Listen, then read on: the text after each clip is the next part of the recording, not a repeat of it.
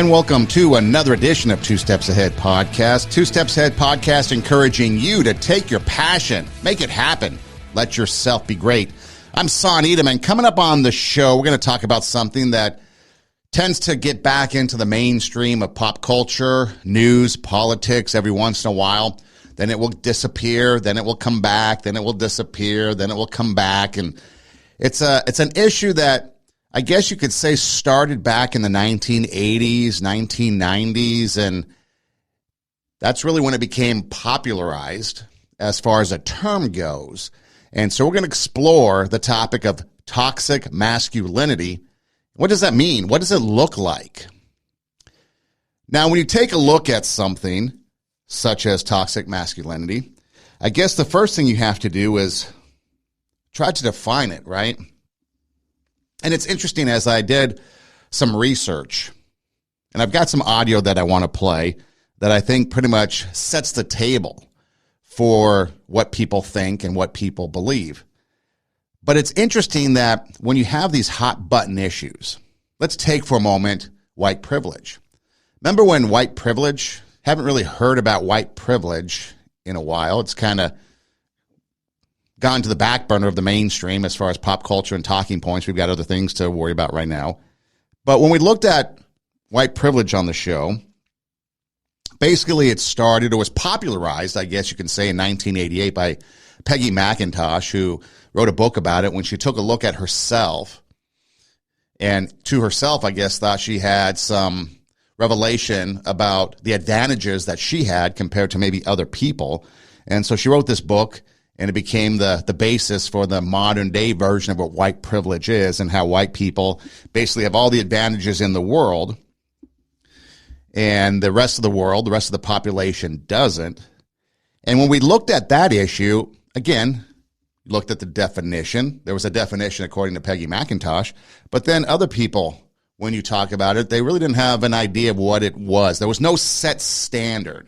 There was no set rules. There was no set definition, no set character traits. It was just could be whatever. You're white, therefore whatever.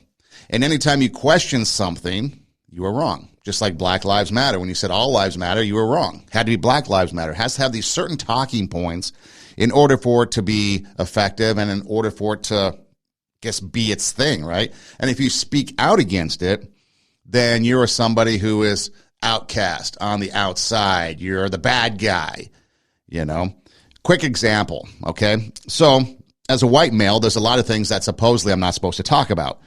I'm not supposed to talk about race relations because I'm a white guy. I'm not supposed to talk about reproductive things because I'm a man and I don't have a uterus. And it goes on and on, right? Apparently I can't talk about white privilege even though I'm white. So when this whole thing came up at the Oscars with the slap, when Will Smith was out there trying to defend his wife, and it came out that Jada Pinkett Smith has hair loss, right? She has alopecia, and so she can't grow her hair. And so one of the things that I should be able to speak on is hair loss. I'm someone that can't grow a full head of hair. That's why I wear a lot of hats. Not because I'm embarrassed by it, because I'm outside a lot. And skin cancer obviously is something that I want to protect myself from. So thus I got into a habit of wearing hats. I used to coach baseball, and so I was outside all the time. So hats just became a part of my wardrobe. So I wear a lot of hats. And if you watch the show, you've probably seen many different hats that I wear, and I've got a whole lot, probably enough to wear one a day for 3 months without repeating. Kind of like the Imelda Marcos of shoes. I'm the Imelda Marcos of hats. But so hats became a part of it. And so and so then when this whole thing happened, a lot of things came out about the alopecia and the hair loss. And one of the things that came out of this was the fact that apparently Jada Pinkett Smith was suffering a disability, which was hair loss.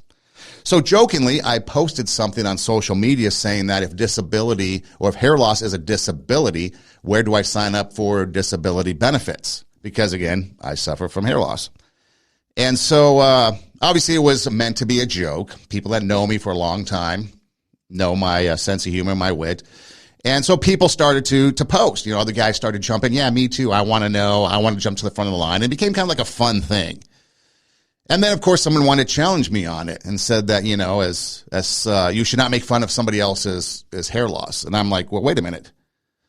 I suffer from hair loss. Therefore, if anyone should be able to talk is me. And the person challenging me had a full set of long hair. And I thought it was odd. So the person or the people out there telling me that I can't talk about white privilege because I'm white. I can't talk about reproductive issues because I'm a man and I don't have a uterus. I can't talk about Black Lives Matter and racial things because I'm white. These people with a full head of hair are now telling me, as someone who can't grow a full head of hair, that I can't talk about hair loss issues because, and then there was no reason. Well, why can't I talk about it? And there was no reason. Oh, because I'm a man and she's a black woman. And it goes back to things like that. So anyways, the point of that whole thing is that oftentimes when we talk about things, there's no set definition, no set character traits, no set boundaries or identity. It just becomes anything that anybody wants it to be. And so when you take a look at toxic masculinity, there's certain definitions and certain things that people throw in there. And it could vary. It could evolve depending on, I guess, back in the 1980s and 90s when originally the modern day toxic masculinity set in through today. And so one of the things that I like to do is find these man on the street videos where somebody will go to the people and ask them a question and then get their response. And so somebody did that with toxic masculinity. They went to, I believe it was Georgetown University, and they first asked if toxic masculinity was a problem. And then they followed up with, what do you think, or can you define toxic masculinity? And so I want to start off by setting the table on our topic of conversation with this clip and see where you fit in when you hear some of these answers and some of the conversation that goes on. So toxic masculinity as defined by people on the street in this clip. How would you define toxic masculinity as a term in your own words? Toxic masculinity, I would define as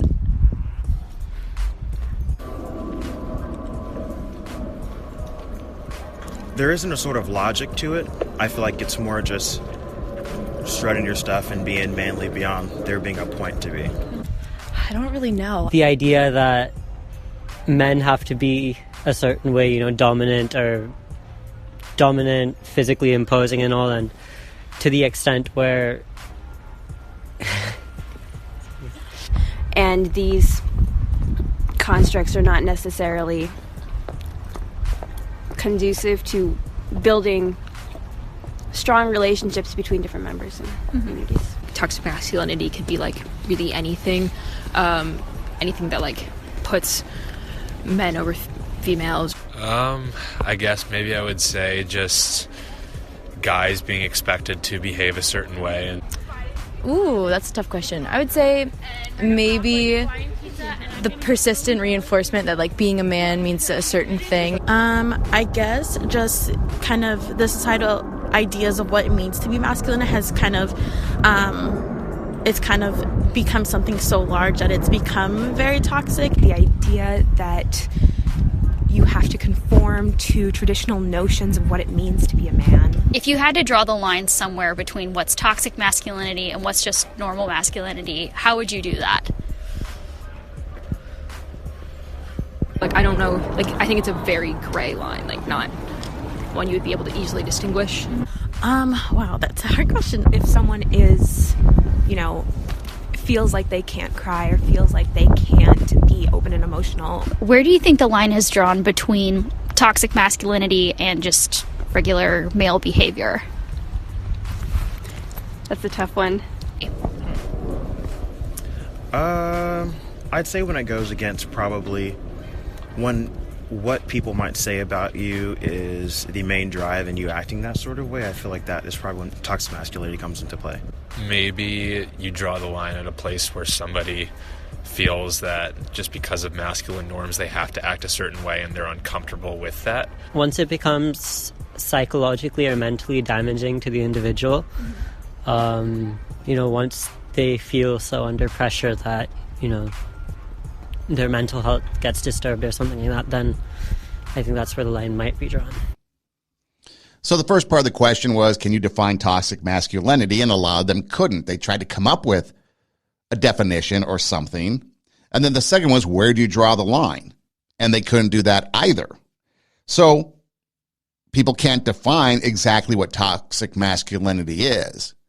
Now, what I wasn't able to play because it's just too long was in the very beginning of this clip was the lady out there asking these same people if toxic masculinity was a big problem, and they all unilaterally said, yes, it's a big problem. We need to deal with it. Then she followed up with these questions that you heard, and they couldn't define it. So they said that, yes, it's a problem. We need to deal with it. But then there's no definition of what we're dealing with, what we're trying to do. But then you can't even draw the line between regular or normal behavior and toxic behavior. So one of the things that was mentioned was men are dominant. Apparently being dominant is toxic. Now, if there's a dominant woman, is there toxic femininity? Or are we just talking men? Because women can be dominant. Women can be strong women. But apparently for men, it's toxic if you're dominant. Physically imposing. Not sure what that means. Maybe if you work out and you've got a physique, which apparently a lot of women like, right? Six packs, muscles, that whole thing, dad's bods versus whatever, the workout bod, I don't know. But physical imposing. Anything that puts men over women. Guys behaving in a certain way, although we don't know what that certain way is.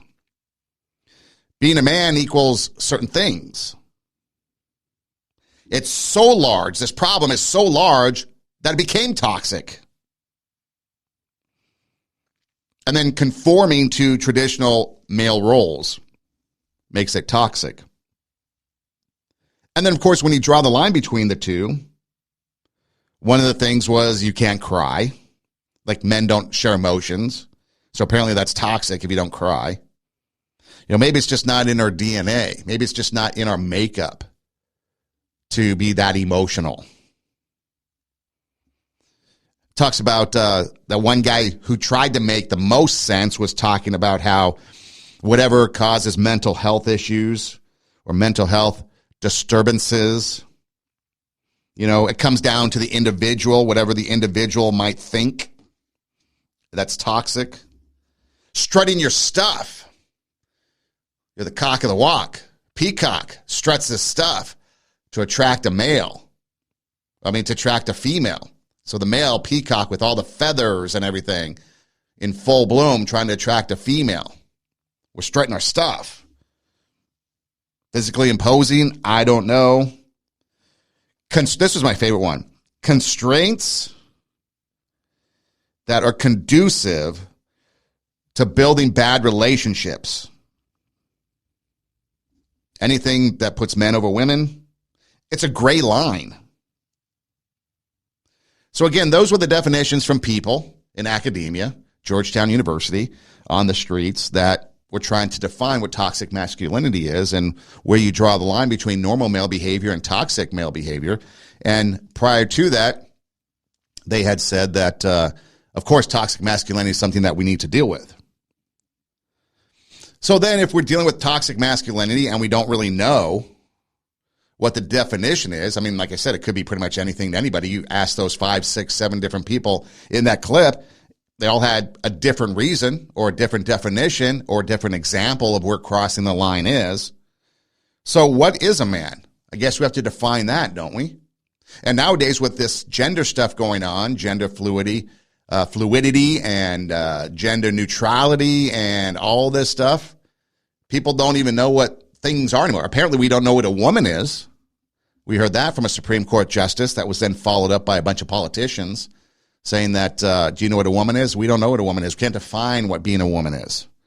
So all of a sudden now we're starting to get started with pronouns. Now we're getting into gender specific. So if we don't know what a woman is and men are toxic, how can we have all these other things going on? But let's get back to the point. What is a man? Well, could this be a definition or examples of what a man is? What is a man? Is a man brave? Is a man a hero? Is a man a protector?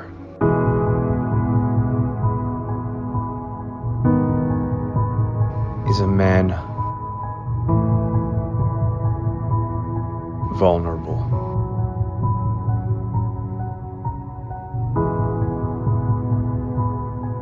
Is a man disposable?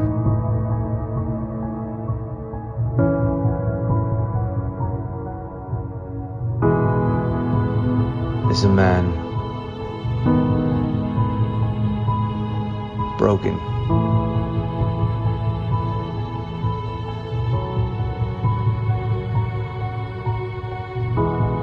Is a man trying?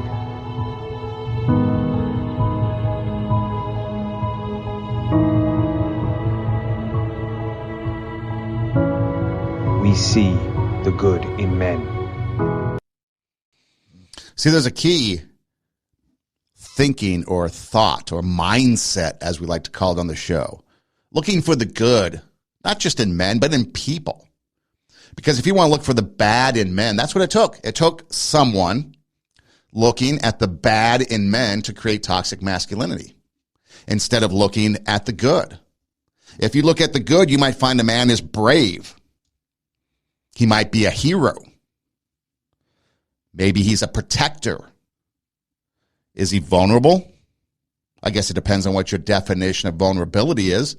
Some people would say that if you're not crying and emotional, then you're not vulnerable. Are you disposable? Is a man disposable? Just get rid of? Move on to the next? Is he broken? Is a man trying? See, there's many definitions of what a man could be. But again, it comes down to the point that if you are looking for the bad in somebody, whether it be a person, a specific gender group, a specific cultural group, then you're going to find the bad in things. And then you can start to create this whole world around the bad in people.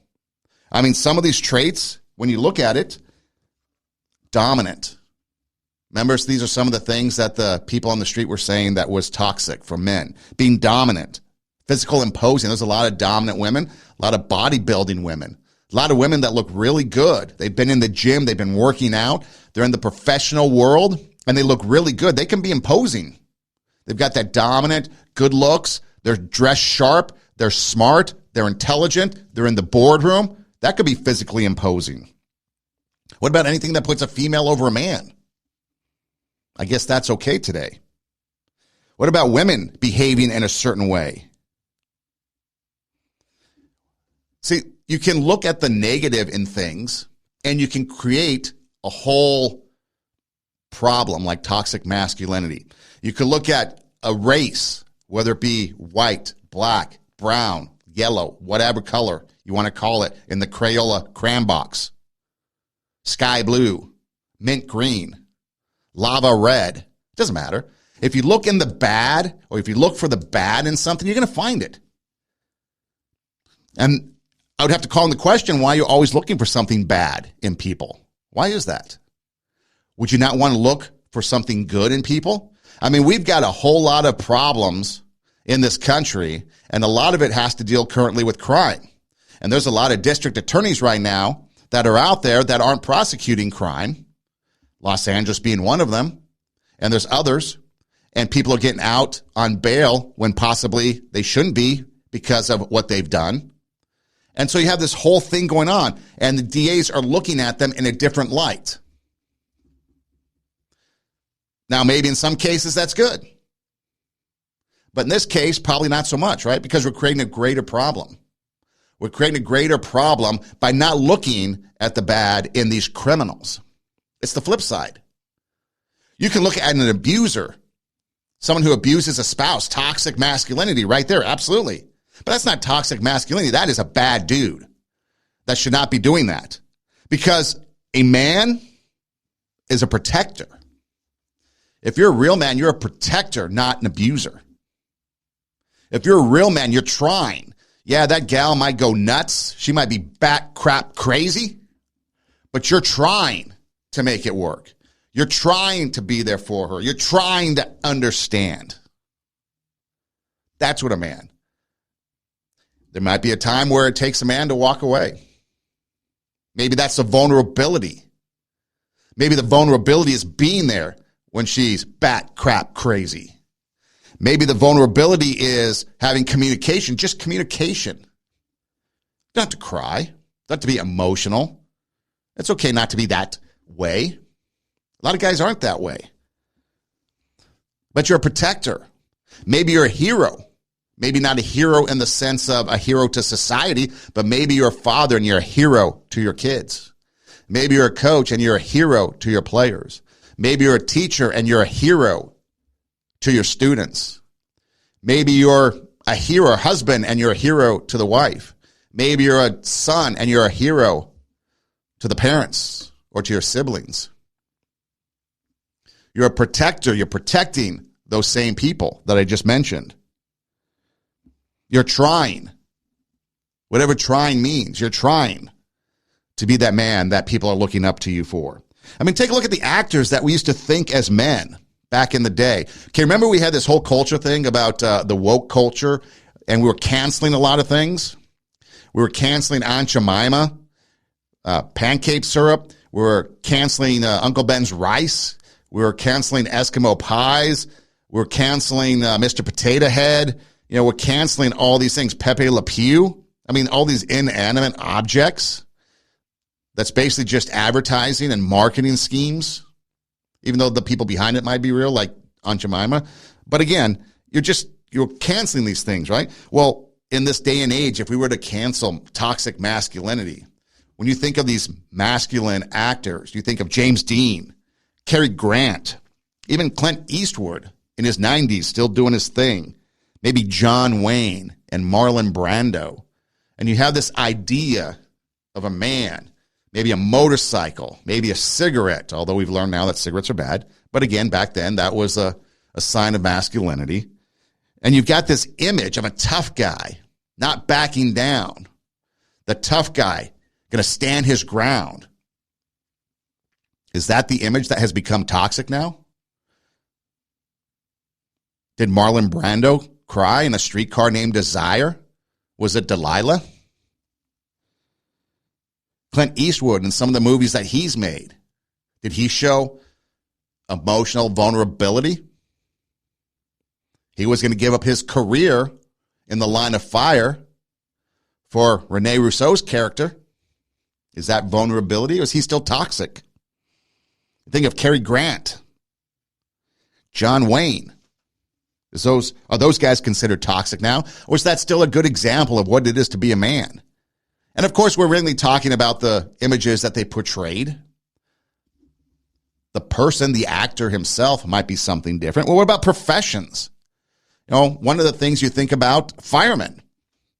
Now, sure, women are starting to become more and more involved in these professions. But the role of firemen, still a lot male-dominated. I think of 9/11, all those guys rushing into the Twin Towers, losing their lives as the towers fall, as they're rushing to try to help other people. And not to start a gender war, but let's just take a look at the facts. Men rushing into a burning building, trying to rescue women and other men that didn't have the ability to save themselves. And yet they lost their lives. How many lives did they save? That's brave. That's hero. That's protector. That's being vulnerable, setting yourself up into a situation that might cost you your life. Disposable. Broken. A lot of those guys came out that did survive, injured, sick, dealing with lifelong medical conditions, but they were trying. Is a fireman a definition of a man? Were they doing what is good? Absolutely. What about soldiers in the battlefield? Women still, I don't believe, can hit the front lines. Sure, there's a lot of military soldiers that are women doing things. But when you're on the front line, battling, I don't think women are allowed to be out there yet, unless things have changed recently. And so again, you've got men on the front line fighting these battles. What about construction crews? You know, springtime is coming. A lot of places it's probably already there, but if you're in the upper Midwest, I think Easter just dumped a bunch of snow on you. But the construction season is coming out on the roads as you're driving through these construction zones, the cone zones, as they call them. A lot of men out there working, slaving in the sun, building these roads so you and I can drive on safe conditions. What about the infrastructure that's being built in the cities? And we'll get more to this in a little bit because I have a clip that I want to play. But you got these construction crews out there. What about sanitation crews? Plumbing. More women starting to get into the plumbing, the profession of plumbing. But still, I've had to have some plumbers come into my place, and it's been all men. It's just a fact. It's the unsung hero of the blue-collar worker that's coming out and doing things. What about farming? No one thinks about farming. But across the country, sure, there's a lot of farmers' wives and people like that are in support roles, but the farmer and the tractor, a lot of times that's a male-dominant job. But see, what you're missing out on, and one more, truck driving. Sure, there's more and more women getting into truck driving, but during the pandemic, truck drivers were the heroes. Then apparently they became the villains with these convoys, so again, that explains a lot about society. One time they're the heroes delivering goods to market, the next time they're the ones that are the bad guys. And pilots are still a male-dominated thing. And so we take a look at the working function of the world, and these are all professions where you have that masculine or traits of toxic masculinity in them, I'm sure. I'm sure you've got people that are very physically imposing because of the jobs that they do. I'm sure you've got people that are dominant in attitude. You have to be in these professions, right? These are professions that are male-dominated, so of course it's anything that puts men over women. Going back to some of these excuses or these definitions or these problem traits that the man in the street clip gave us. Guys behaving in a certain way. You know there's a camaraderie amongst these men, whatever it might be, in the foxhole, on the front lines. You know things are going to be a certain way. Men relying on each other to be a certain way. So when you take a look at actors, professions, what about entrepreneurs? Think about the things that we use today. You know, Steve Jobs and all the iPhone stuff and Apple stuff that we do.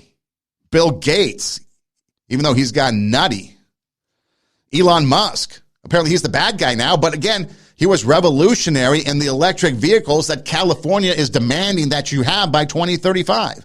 But he's a bad guy for buying Twitter, but he's a good guy because he's in electric vehicles. How confusing is that? Jeff Bezos, Warren Buffett, Sam Walton. Now, sure, there's a lot of women that have inherited, like Sam Walton's kids, his daughters, and his nieces have inherited the Walton or the Sam's Club or the Walmart, empire. But a lot of these men, are they toxic for what they've done? And again, you look and you read what they've done. They were cutthroat. You're not telling me the computer business was cutthroat?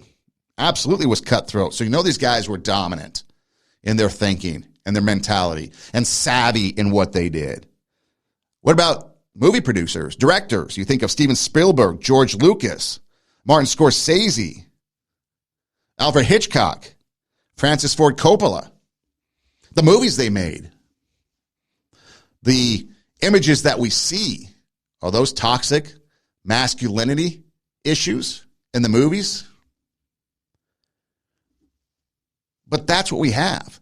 We have a foundation in which men are brave, they're heroic, they're protectors of people, protectors of society, protectors of the freedoms that we have so that you can sit there and bitch about toxic masculinity. They are vulnerable. I don't like to use the word disposable, but there's a lot of men recently that have lost their lives over think about the last 20 years. How many guys, soldiers, have lost their lives fighting in a foreign war or 9/11 or whatever the case may be? Broken soldiers coming back from war, not whole again. Homeless, drug addicts. A lot of homeless people We don't think about it too much, but a majority of homeless people are guys, drug addicts, guys. Now, I'm not saying that we are saying that women don't suffer these things. We're looking just at toxic masculinity. You got to keep in mind that this is a narrow-scoped conversation that we're having on toxic masculinity. People sometimes don't understand. They get all, you have an argument. Like when I was talking about the hair loss at the beginning, you know, I'm someone that can't grow hair, so I should be able to talk about hair loss because it affects me directly. But yet people with a full head of hair were telling me that I don't know what it's like to be in Jada Pinkett Smith's shoes. Well, I don't, but she's better off than I am. She has a lot more money than I do. She has a lot more opportunity and availability and resources to deal with her hair loss than I do. I throw a cap on. I look for the sales online. If I see a sale online and a hat I like, I got to buy it because I got to protect my head. But that's where we're at. We're talking about, so the conversation went and then it started to bounce around to different things that had nothing to do with hair loss. I'm like, hey, let's keep the scope of the conversation on point. And so when we talk about these things, yeah, there's a lot of great actresses out there, a lot of great women in these professions that are male-dominated, that are heroes. A lot of entrepreneurs out there, a lot of women doing things, great things, especially in the world of social media. You see a lot of these women put out these empires that are being done on social media, which is a new untapped resource. You think about the In-N-Out, Lindsay Snyder, and even the Waltons, and some of these people that have inherited and continued the legacy of their parents. Absolutely. Those things are there. And movie directors and things like that, musicians and stuff. So yeah, there's a lot of great women doing a lot of great things out there, but we're talking about toxic masculinity. We got to keep it on point. Jordan Peterson is a well-renowned psychologist, and so he had some comments to say that kind of back up what I've been saying about toxic masculinity. And what would this world be like without men? It's not okay. It's necessary. What the hell are we going to do without men? You look around the city here, you see all these buildings go up. These men, they're doing impossible things. They're under the streets, working on the sewers. They're up on the power lines in the storms and the rain. They're keeping this impossible infrastructure functioning, this thing that works in a miraculous manner. They work themselves to death, and often literally, and the gratitude for that is sorely lacking, especially among the people who should be most grateful. You see university professors, especially of the social justice bent, who are among the most protected and privileged people that the world has ever produced. They take everything they have for granted, failing to understand entirely that there's a massive infrastructure of unbelievably hardworking, solidly laboring, working-class men breaking themselves in half on a regular basis, making sure that everything that always breaks works. And so a little gratitude for that is in order. And it's very useful to tell everyone, not just men, that they have an important role to play, a necessary role, and that if they act properly and honestly and forthrightly, that they can put their lives together and they can help their families and they can make their communities better, and that's not toxic masculinity, that appalling phrase. It's what keeps the world going round. He talks about masculinity keeping the world going around. You think about the building infrastructures like we talked about. Another thing that came to mind was, when these storms come through, in the Midwest, we're getting to storm season with tornadoes. I think the summer months bring the hurricanes to the Gulf Coast area. And you think about the men that go out there and rebuild the power lines after the storm's gone down to bring power back to the people. It's a male-dominated job. So where would we be without men? Again, that's a rhetorical question because we all know. But again, a lot of people would like to question that. And I think he hit the nail on the head when he talks about academia. Academia has become a cesspool of people that are just throwing out and spewing out toxic things, creating things. They have nothing more to do with their time than to create these things that gets everybody else spun up. So you come up with an idea, you throw it out on Twitter, it spreads like wildfire, and all of a sudden everybody's like up in arms about something they didn't care about 2 minutes ago. We've seen that all along. We saw that with LGBTQ and trans people things, ideology. We saw it with bathrooms. We've seen it with COVID. We've seen it with social justice things. People put something out there 2 minutes ago, you didn't care about hair loss, and now all of a sudden everybody's an expert on hair loss because Jada Pinkett Smith has alopecia. And somebody threw that on Twitter, and now everybody is an expert on it. You didn't care about it 2 minutes ago. If you've never seen G.I. Jane with Demi Moore, that was the whole point of the joke. So maybe you should get some context. But people throw it out there, and then all of a sudden we have, men are bad. Even though men are out there working themselves to death. The flip side of it is, you look at, again, we go back to looking at the bad in men. Okay, so we don't have a uterus, so men doesn't have a say in abortion. So the woman decides to get an abortion despite the fact that the father wants it, doesn't have a choice. But the flip side of that, the hypocrisy of that, the woman wants to keep it, the dad wants to check out, now he's a deadbeat. Why is that? See, there is no forethought into the common sense and logic of some of these arguments.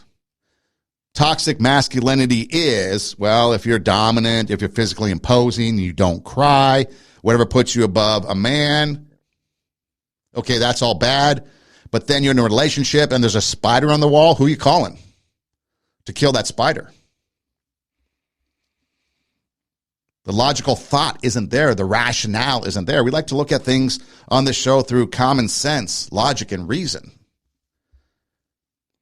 We like to throw out as much as we can the emotional side of it, because when you go from, or you deal with something from an emotional side, rationale leaves. There's a time and a place for emotion. There's time and a place for rationale, common sense, and logic. And most of the time, logic, common sense, and rationale should be the first place we go. But you talk about the social justice academia being ungrateful. They're being ungrateful, yet they're walking the halls of buildings that the men who built them, they're now calling toxic. Think about that. They're using the very facilities that guys that they're now calling toxic built for them. And they're ungrateful. They lack gratitude. People who take things for granted lack gratitude. So instead of, like we talked about earlier, looking in the bad in people, toxic masculinity is focusing on the bad in people instead of the good. Now we're looking at a lack of gratitude instead of just having gratitude, being thankful that there's people out there that have these traits that will go out and do these jobs that keep the world going, that go out there and do things that are heroic, that are brave, that are protecting us from other things, that are trying, getting up every day, going out there and battling life to try to make it better for other people. Look for the good in that, and you might have a different perspective. Now, the key with men, and again, when you look at the positive side of things, you got to act honestly and properly. I mean, that just goes, again, common sense. If you want to be a good person, let alone being a good man, you got to be honest and you got to act properly, whatever that might be, because masculinity does make the world go round. But see, a lot of people like to make it a competition between men and women, men versus women, and yet they don't realize that together, forming a team, you get a lot further. You accomplish a lot more. Things are a lot better. You can overcome a whole lot more. So yes, the guy is out there building the buildings. The guy is out there on the front lines. The guy is running into the tower that's about to fall down. But yet you look behind the scenes, especially in military, there's a lot of women in support roles. A lot of women in support roles when it comes to these male-dominated professions trying to get things going. They used to be secretaries and they became assistants and now they're administrative assistants, whatever title you want to call them. They're there doing an important role, an important function. That as a team now you look at it and you start to realize that as a team, this team is coming together and doing things. This team is now becoming successful. This team is now doing great things.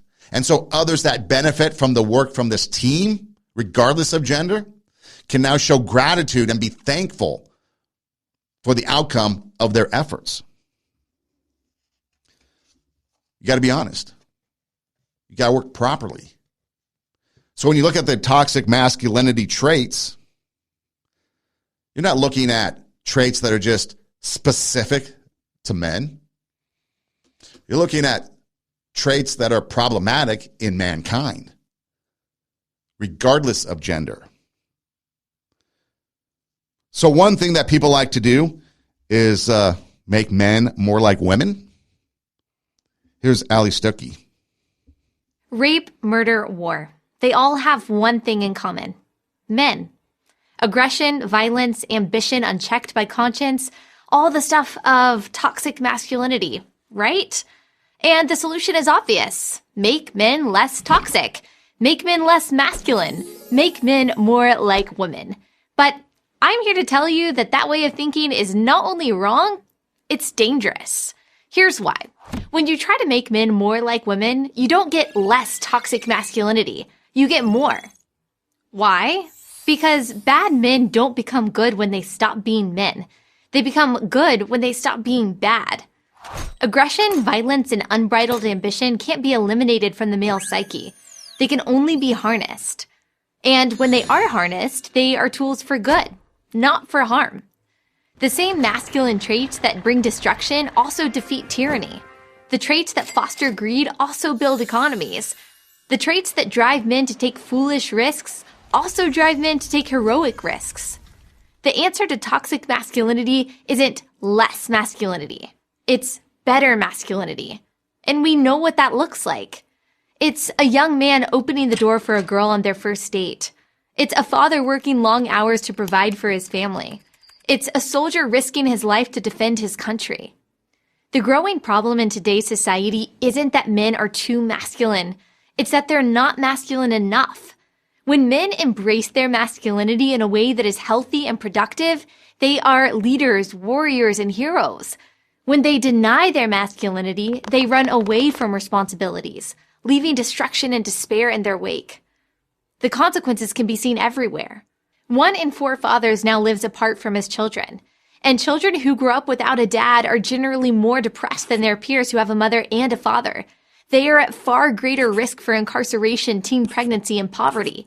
71% of high school dropouts are fatherless. See, men don't become good by becoming less manly. Men become good by becoming good. So if you're a bad man, becoming less male or less masculine, you're not going to get good all of a sudden. You have to change your attitude, change a lot of things to become good. But the masculine traits that are out there are there for a reason. We were created with these traits, just like women were created with their traits. You know, you think about some of the things that are being focused on these days. You know, you've got people that want to block the development, the growth of men. Is it no wonder that we have toxic masculinity out there running around? And then these same people now are pushing to keep boys from becoming men? Why is that? Why is there an assault on young boys these days with this trans ideology? It goes deeper than what people think.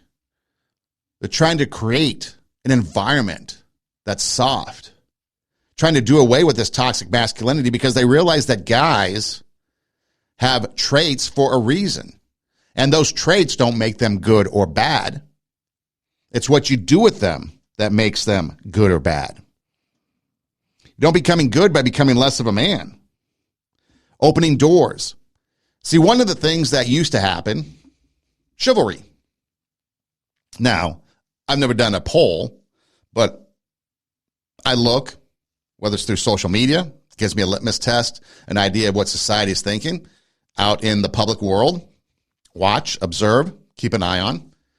And you realize that there are a lot of women out there that still prefer men opening doors for them, still prefer what we call chivalry. Okay? You're opening the door for them. Maybe you get their seat for them, whatever it is. You order for them. Maybe you go and get things for them. Okay? There's a lot of women out there that at one point in time, in an effort to become more equal, women empowerment, they wanted to do away with that. Here's a perfect example, and this is a true story. Okay? I was at a place, actually it was Arnold's Park in Iowa, up near Lake Okoboji, if you're familiar with that area. And I'm walking into a bookstore. I go to open the door for somebody, let them in. She looks at me and says, I can get my own door. I don't need you to get it for me, and walks into the store. My instinct was to slam the door on her and say, okay, you get it, but obviously I didn't do that. So again, I'm trying to do a nice thing, and I get rebuffed. Okay, no big deal. I shake it off, move on, because I don't care. I had to go in the store anyways.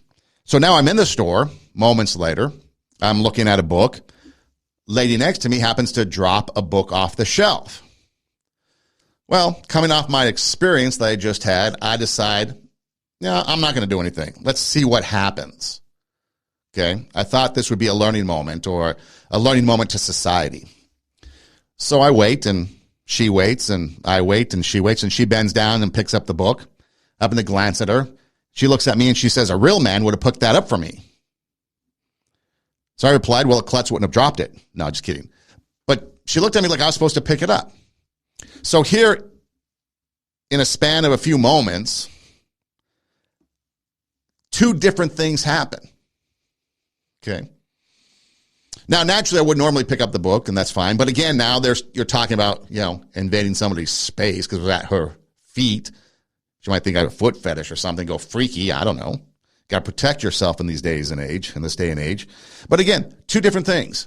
Okay, so what is it? Am I opening the door for you, picking up your book, or are you doing it on your own? There's some mixed signals going on. And so when we sit there and we're trying to be chivalrous, we're trying to do these things, which I think women like and prefer, and you can let me know. You can drop me an email, twostepsheadpodcast@gmail.com, and let me know what you think. But I think women still like that and prefer that. There's been times where I've opened the door for somebody. In fact, I opened the door for someone and helped her in, closed the door, and somebody else just walking by on the street, another lady, mentioned to the fact that she wished more people would do that. She hadn't seen that done in a long time. Guys will just walk out from wherever. Lady gets in her side, guy gets in her side, and they go on. So again, I think there's a lot of people out there that A, never experienced it, so they don't expect it, and B, they still want it.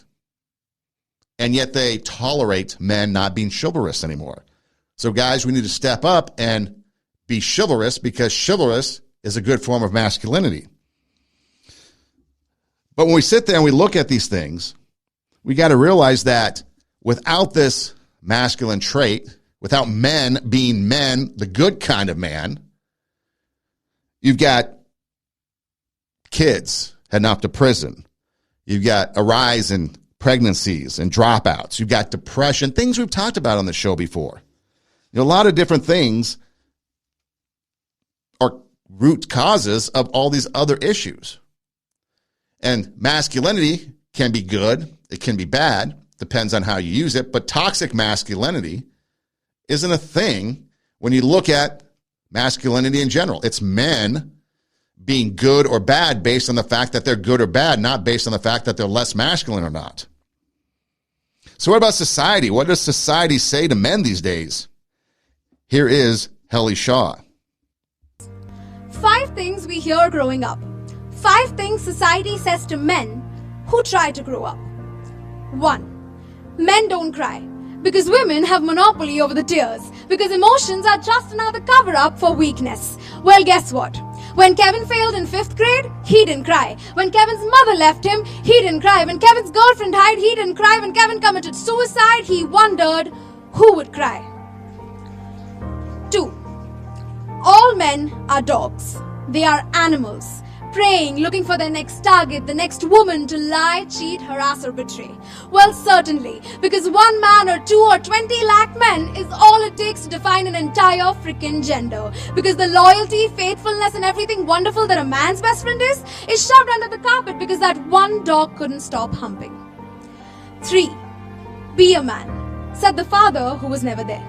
Said the alcoholic uncle who couldn't stop staring at the blouse of his neighbor's daughter. Be a man. What an ideal to set for a 13-year-old boy who is shaving his non-existent mustache, who is experimenting with the protruding parts of his body, who is so awkward being around the members of the opposite sex, who is struggling to be a teenager in the first place. 4. Real men finish last.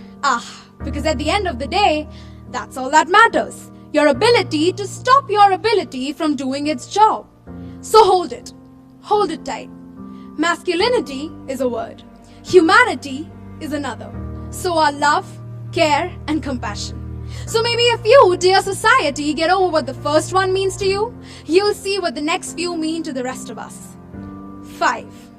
Men will be men. I say they should be.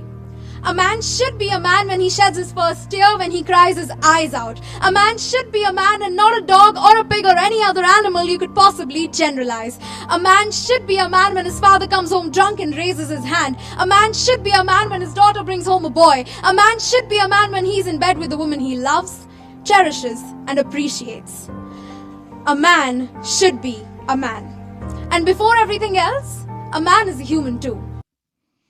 So you think about that. When you think about toxic masculinity, what are you wanting changed? What do you want to see different? Do you still want that man to love and protect, to provide, to work long hours so there's a roof over your head, food on the table for you and your kids? Do you want someone that's going to protect you, stand up? Or do you want someone to be weak? Someone who's going to shy away from trouble, make you deal with the problems on your own. So when you say toxic masculinity, what do you want changed? And here's one thing that may be controversial, but I'm going to say it anyways. From my perspective, women, you set the standard for men. Women, you set the standard for men. What do I mean by that? We are designed to want to impress you. We want to do whatever it is that you want from us. And what I mean by that is, if you want us to be masculine, if you want us to be chivalrous, if you want us to treat you right, if you want us to treat your kids right, whatever it is, that's what we want to do innately, is to be that for you. If you don't want us to do those things, and you want us to mistreat you, abuse you, not take care of you, treat you wrong, not open the doors for you, you set the standard for that. If you want someone to open the door for you, be chivalrous, let them know that. Because unfortunately, guys today aren't being taught these things because men out there aren't sharing because of this whole thing that's going on with men being men. Now, a lot of guys out there are doing things to raise up the next generation of men to be men, but a lot aren't. They're relying on the woman to do it all. When men should step up, men should do it. If you don't want me to open the door for you, but yet you want me to pick up the book, which is it?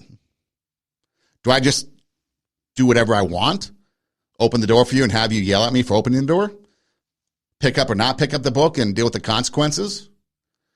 Or are you going to dictate to us what we should do and get that message clear? You don't want to be sex symbols. You don't want to be fantasized about, mistreated. Then why are you on social media flaunting the goods? If you don't want to be sexualized and sexual beings, you want to be respected for your brain. You want to be respected for your abilities. But you're out there doing other things. You set the standard. Guys, you should step up. And you should do better. So it takes a team effort. So we look for the good in people. We look for the humanity in people. So what is a man? when we take a look at it. When you take a look at some of these things, when you talk about the toxic masculinity traits, you know, they say that some of these traits are things that are oppressive, not emotionally available, misogynistic, sexist, transphobic, homophobic, insensitive, aggression, mental and physical toughness, self-sufficient. These are some of those traits that I got off the internet from different sources that basically summed up what they thought traits were of toxic masculinity. Man up, toxic. Boys will be boys, toxic. That's what girls do, not boys. Toxic. In order to fix this, they want us to speak out, tell boys to express their emotions, call out toxic thinking, be vulnerable, do nice gestures. It's a revolution.